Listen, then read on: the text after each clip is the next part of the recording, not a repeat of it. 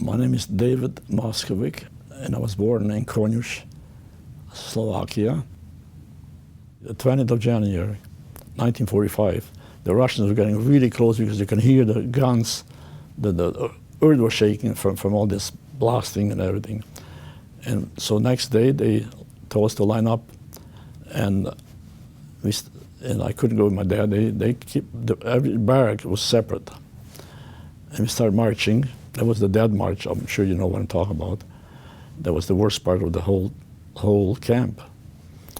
And we marched for 2-3 days with no food, no nothing. And we ended up in a barn. We slept overnight there.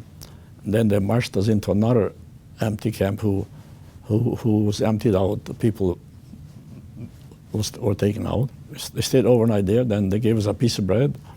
And then they loaded up open trains. And I remember when they put me on top of the people, the train was so full, they put me, because I was the young one, light one, they threw me on top of people's head, and there was no room for me to slide down to the floor in the train, like till people choked and died and whatever happened to them.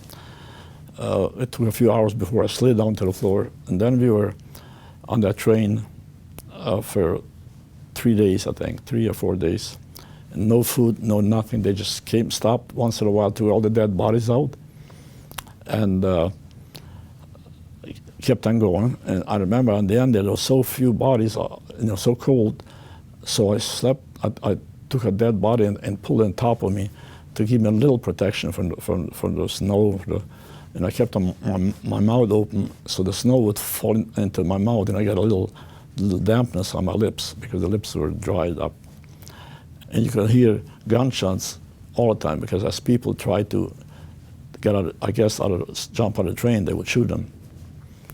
And then we arrived in Buchenwald. Buchenwald was worse than Auschwitz. Buchenwald was, they take you there to die.